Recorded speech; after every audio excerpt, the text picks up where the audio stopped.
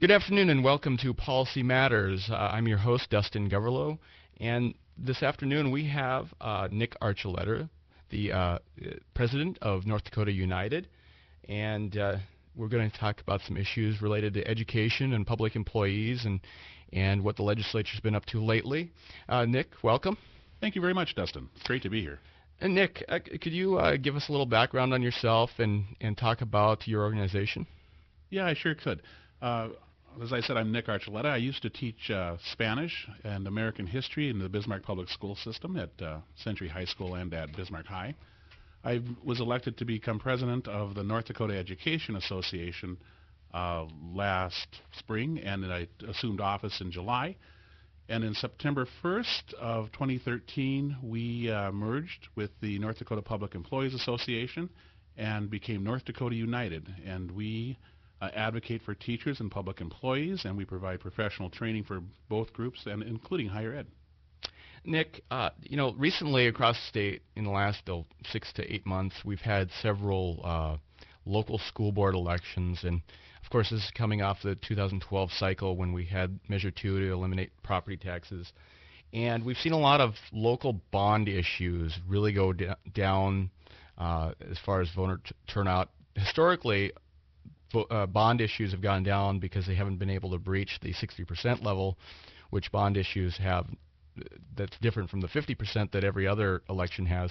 But a lot of the ones recently haven't even made it to the 50% level to bring up the controversy of whether we should have the 60% threshold anymore.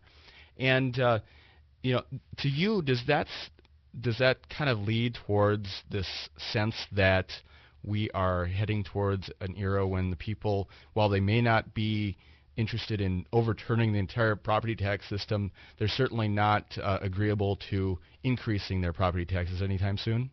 Well, I believe that these elections for raising bond money to build schools or improve schools, these, like all politics, are local. You saw, for example, in Tioga, they passed one with overwhelming support. A couple of years ago in Bismarck, they passed one to build 3 new schools with 85% of the vote. The two most recent ones that I can think of that failed were the one just recently in Fargo and the one back in April, I believe it was, in Minot. In Minot, of course, they had some issues that were related in part to the flood. They have overcrowding in their schools. And they, I believe, wanted to pass a bond to raise something on the order of, I want to say it was $4 million. Something on that. No, I'm sorry, it was $40 million is what it was. And it didn't pass. In that case, I believe that the public wasn't convinced by the argument of the school board that the schools were overcrowded. There was an organized and legitimate opposition group that had formed, but that doesn't mean that they won't go back and make a better case next time. In Fargo, more recently, you saw that a lot of people saw that vote in Fargo as a repudiation of the school board practice. First of all, that they had built Davies High School in the south part of Fargo without taking that to a vote. And that was a very expensive proposition. Although they had the money, they should have gone to the voters, in the view of some, and asked them about it. They had also spent over $2 million to purchase the Blue Stem Performing Arts. It was located in Moorhead, in Minnesota. And, of course, the voters didn't take kindly to that, it is believed, and that is why that one failed. So all of these issues, when they come up, have a local component that I don't know that necessarily translates statewide. And compared to the way things were 5-10 years ago, when a lot of these bonds pretty much passed overwhelmingly if they weren't for some sort of project that was controversial, do you think that the message during the 2012 election cycle on Measure 2 about local control being critical, do you think that the public finally heard that message and has decided to voice their opinion, or do you think that the low turnout in a lot of these elections simply shows that maybe the boards themselves are doing themselves a disservice by using special elections rather than waiting for the general election when more people are out voting? Well, I bet that if you were to ask that question of the board in Tioga, they would have said, hey, we did this exactly right because look, it passed. Interestingly enough, in Minot, they followed the model that Bismarck had established and holding their election when they held it because they knew that that would have been a better thing, and it didn't work for them. In fact, it failed miserably. So I'm not sure that there's a whole lot of symmetry sometimes in all those things. I do believe that the issue of property taxes has resonated with the folks in North Dakota, and I think you're seeing that played out as a result of these elections. And when you consider what the legislature has done over the past 4 sessions to drastically increase education funding from where we were, from below 50% state funding to somewhere in the 70 to 80% state funding, depending on the district, do you think that the public has reached a point where they're satisfied with what the state is doing on education funding, or do you think that there is more ground to be made up? Well, that's an interesting question and a very good one. I would say this. It depends on where you go in North Dakota, depending on what level of satisfaction you're going to find. I think it's all relative. If you go out in the western part of the state, as I have and traveled in some of those smaller schools, they could use more funding, and they know that. I was recently in 31 schools in 7 days, and in none of those schools did anyone, whether it was an administrator or a teacher, say, hey, we're overfunded. For example, if you look at Valley City and Jamestown. In Jamestown, they're looking to cut upwards of $1 million from their budget, and I think they settled on $600,000 for next year. That's going to mean that there'll be cuts to their foreign language programs. Some positions that would come open won't be filled. In Valley City, it looks like they're having a tough time with their budget too. And many schools west of Highway 83 are in the same boat. You know, they have big population increases. In Minot, for example, they've had increases of between 3 and 5% over the last several years, even the year of the flood in 2011. So their needs aren't shrinking necessarily, and in fact, in many cases, they're increasing. So some places are looking for more help from the state, and other places, I'm sure, are satisfied with what they have. When you mentioned Jamestown cutting their budget, now is that a cut from last year's budget, or is that a cut from the increase that they wanted to get this year? I believe it's a cut from last year's budget because they don't have enough money to cover next year's expenses. Okay. When you look at those sorts of things, when you hear that a school is cutting their budget right now in North Dakota, from the teacher's perspective and from North Dakota United's perspective, what do you think your opinion on that situation is? Do you think that should be happening now, or do you think that there's really no reason for that to happen in this day and age for now? Well, no one is in favor of irresponsible spending money just for the sake of spending it. But there are real needs out there. And the question isn't so much should we be cutting, should we be adding. The question is this: what do our schools need? What do our children need in the state? And do we have the capacity to provide it? I believe that there are few people in the state that believe that we do not have the capacity to provide more for our students. And I hope that as people are putting their budgets together, that is reflected in what they choose to include in those budgets. With the Office of Management and Budget coming out with their latest projections that the surplus over the record budget of last session will be somewhere in the neighborhood of $400 to $500 million, what do you think the next step of state approach and state spending, what areas would you like to see covered when it comes to education around the state that aren't being covered right now? Well, North Dakota is one of, I think it's 4 states that doesn't provide any state funding for Head Start programs. I would like to see that changed. Also, North Dakota doesn't provide any money at all for early childhood education. The research is very, very clear on the positive effects of early childhood education on children to make them school ready. And that's true of both early childhood education and Head Start. So what I would like to see the state focus on is perhaps making some positive movements towards making sure that our youngest learners are ready for school. And how is it that the state is not doing that? Are those areas that you mentioned federally mandated, or are those voluntary at this point? No, if they were federally mandated, I would assume that the state would follow the law and do it. There are early childhood education, for example. The federal government does provide money for that, but North Dakota does not. Same thing with Head Start. North Dakota doesn't put any state money into the Head Start program, despite the proven success of both those. And with just a couple of minutes left in this segment, are there any areas with education funding that you believe money is going into it that it shouldn't be going into? They could be better used somewhere else. No, I really can't. When you take a look at what our students are asked to do and what we're training them to do once they leave school, I think that most North Dakotans understand that they're getting a very good quality for the amount of money that's going into the system. And getting back again with the state funding issue, do you think that 70 to 80% is the right ratio for the state to be funding, or would you like to see the state fund 100%? Well, I remember it wasn't even all that long ago. We were working very, very hard for the state to fund up to 70% of education, and it always fell short of that. And we are very, very grateful and thankful for the additional resources that the state has put into education in the state. I think Governor Dalrymple has been stalwart in his support of education, as was Governor Hoeven, now Senator Hoeven. So I think that the importance of education is such that the state of North Dakota recognizes that.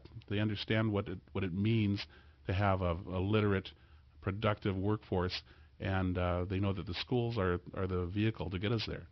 In terms of funding levels, we'll leave that up to the legislature, but we'll certainly make the case to fund education adequately and equitably. Well, we have to take a quick commercial break here. This has been Policy Matters. My name is Dustin Goverlow, and we are speaking with Nick Archuleta, the president of the North Dakota United, and we will be back momentarily. And welcome back to Policy Matters. My name is Dustin Goverlow, and with us today we have Nick Archuleta, the president of North Dakota United. Now, Nick, one of the big things nationally and at the state level that is being discussed right now is what's called Common Core. Could you give us some background on that and tell us how that's different than No Child Left Behind, which was pretty much universally hated by both Democrats and Republicans? Yeah, I sure can. The big difference between No Child Left Behind and Common Core state standards are basically that No Child Left Behind was a plan that was crafted at the national level and kind of just shoved down the throats of the states. The Common Core state standards, on the other hand, were an idea that originated with the National Governors Conference and had the input of the chief executives of state departments of education. And when they were drawn up, knowing the failure of No Child Left Behind, they were sure to include teachers and education experts and learning experts as they crafted these standards. These standards are very rigorous standards. There's no doubt about it. But I believe, and my association believes it as well, as the two national American Federation of Teachers and National Education Association agree, that these are the best. These standards provide the best opportunities for us to close the achievement gap that exists in this country. And how does the Common Core plan intend to close those gaps? Well, basically, it's by having standards that are equal across the state of North Dakota, for example. There's no reason in the world that Algebra 2 in Wishick shouldn't be the same Algebra 2 in Williston or West Hope. So the hope here is that as teachers learn and become more familiar with these standards, all students will rise to meet these standards. And by meeting these standards, they will be college ready and career ready by the time they finish high school. Now, one of the biggest criticisms of No Child Left Behind was that for states like North Dakota that already had pretty decent student scores, getting the progress that the federal regulations required was a lot harder than states that had schools that were really poor. and not doing as well on the education side of things. Does Common Core have any of those sort of metrics that would put a state like North Dakota that is already ahead of the game, generally speaking, on education, at a disadvantage? No, I don't believe that they do because, as you mentioned, North Dakota does quite well. These standards are new standards. You'll see, for example, in the mathematics section that algebraic concepts will be taught earlier. When these students first take these tests, their scores are going to be lower than what we expect, but we're not going to be surprised by that. It's because they're being tested on standards they've never been tested on before. Now, in the English language arts, we'll probably see something of the same thing happen there, but the standards are more rigorous, and the students will rise to meet those standards. Now, I've heard a lot of people complaining about Common Core on Facebook, and I know there have been some local meetings. I haven't been involved in that issue in particular lately. What are some of the criticisms that you've heard that might have some legitimacy, and what is your rebuttal to some of those? Well, I think that a lot of the criticism of Common Core state standards come from the fact that people don't really necessarily understand them. And that has been a failure, I believe, of everybody who's championed these standards. I don't know that we have done an adequate job of informing the public of exactly what they are. It is important, too, for us to make sure that we get the information out there, not just about what Common Core standards are, but also about what they are not. One of the greatest concerns is that this is the federal government takeover of the education system in North Dakota. Nothing could be further from the truth. States voluntarily adopted the standards, and they can withdraw from the standards at any time. And what is the enforcement mechanism? Like, what's the carrot and the stick to this? Is there an upside in federal funding that could be gained or lost if the standards are met? What is the actual motivation for the state to get involved in Common Core? The motivation of the state to be involved in the Common Core is that it will prepare their students at a higher level to make them more career and college ready, which makes the state stronger overall. And does the state at the superintendent of schools level or at a lower level, are they in charge of determining that Common Core curriculum, or does the bulk of that come in from the top in Washington? No. In fact, just as now, the curriculum, let me just back up for a second. The Common Core state standards are not a curriculum. They are that. They're standards. Curriculum, by definition, is the tool that is used to reach those standards. So just like it is now, the curriculum will be decided at the local level. What I've seen, and I have no idea if there's any legitimacy to it or not, but I've seen some things posted online about new ways of doing math. And we've always heard about the old math and new math. That's decades old, but some of the examples are very strange just for basic math. Are Common Core trying, and the ideas behind Common Core, trying to create new ways of teaching the material or giving new material? Well, in some grade levels, specific concepts, for example, in mathematics, will be taught a little sooner because we know from research on brain activity that the students are able to grasp these things. Let me just back up for a second about the Common Core state standards, and in terms of Common Core state standards is to do this, Dustin. The Common Core state standards will teach kids to think more analytically about the subject at hand. It will help them to develop the critical thinking skills that will serve them throughout their lifetime, and that's a very good thing to have. By the way, we are speaking of math. If you take a look at international math textbooks, the math textbooks in the United States are larger than any other math textbook around in the world. So what we are doing right now is or what we have been doing, is we have been teaching an awful lot of math, but we're not delving deeply into the concepts of math. And Common Core state standards, we'll actually be teaching less, but we'll be doing it in more depth so that there'll be greater understanding and there'll be greater knowledge at the end of the day. And how does Common Core ensure that result, or is this just plan C and how to get there, and just trial and error, figuring out what the best way to measure is, and what sort of evidence is backing up the effectiveness of this new standard? Well, as you know, North Dakota has adopted the Smarter Balance Consortium to do the assessment piece for Common Core. Those tests that in English language arts and mathematics that the Smarter Balance Consortium has developed will be going into the field, I believe, next week in a number of states.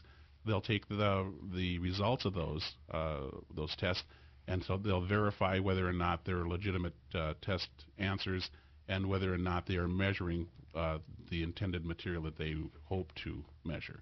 And can you tell us how the state of North Dakota is implementing this right now? Are they implementing it in a way that you agree with? Are there ways that they are doing it that you don't agree with? Anything as far as teachers' perspective on it? Yeah, as a matter of fact, Dustin, we've had conversations about the implementation of the Common Core state standards with teachers from across the state of North Dakota. Nationally, as well as in North Dakota, it is the implementation piece that has caused the most heartburn for teachers. If you take a look at the larger districts in North Dakota, the Bismarcks, Mandan, Fargo, Grand Forks, Minot, and others, that had the resources to pull teachers together over the course of the last few years to really delve deeply into what the Common Core standards are, to practice actual lessons about conveying the intent of the Common Core standards to students, those folks, those communities are pretty well versed and down the road on implementation. Some of the smaller communities in North Dakota that are being served by some of the regional education authority or administrations, they do not necessarily have the depth of knowledge that some of the larger communities have. And if local school districts and teachers are not fully up to speed on those standards, how will it be remedied as far as getting the teachers up to speed? Well, I can tell you this. Last week, I guess it was, I was in Washington, D.C., and I was attending the Teaching and Learning Conference. One of the speakers there was a gentleman I'm sure you've heard of. His name is Bill Gates. And Bill Gates has been involved in this Common Core State Standards Initiative for quite some time. And the question to him at the conference was this. It was basically, where has implementation worked, and what components were evident in those areas where it has worked? And he said there were three components that were evident in every place where the Common Core implementation has gone off relatively smoothly. Those three things were that the Common Core state standards were phased in. They weren't, much like No Child Left Behind was, just dumped on the community and shoved down their throats and said, do this. So they were phased in. In those areas where implementation went very smoothly, in every one of those areas, there was teacher input into the professional development that was involved and into the implementation process. And that was the second component. And the third component was that the parents and the community members had buy-in into the Common Core state standards. They had knowledge of what the intent was, and they have knowledge of what the expectations are of their students. You can imagine what that does to the anxiety level. It lowers it considerably when you have everybody pulling on your side. So if the implementation is going to go well in North Dakota, I would advise local school districts to make sure that their teachers are involved, that they phase the Common Core state standards in, and don't expect everything to come off without a hitch on the first day. It won't. And to make sure that the parents and the community are well informed about what Common Core state standards are and what they are not. And with just a couple minutes left, is there anything that you would like the public to know that what you are working on, what to keep an eye out for upcoming between now and the election, any issues that you'd like to see our elected officials address during the election cycle? Well, I would just say this.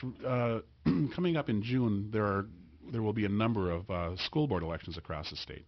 I would like people to really understand, get involved in those school board elections, find out what each candidate believes about issues like the Common Core and issues of adequate funding and equitable funding in their district, and to go to the forums and ask the questions that they need to have the answers to. Just be an involved citizen. As an organization, we are continuing to provide excellent professional development for our members. We are out meeting our members on a fairly regular basis. We recently held the very first ever higher education conference, then the first public employees conference, and we are right now planning for next fall's instructional conference. And you've been listening to Policy Matters. My name is Dustin Goverlow. We've been talking to Nick Archuleta of North Dakota United. And thank you for coming in this afternoon, Nick. It was my great pleasure. I hope to come back again.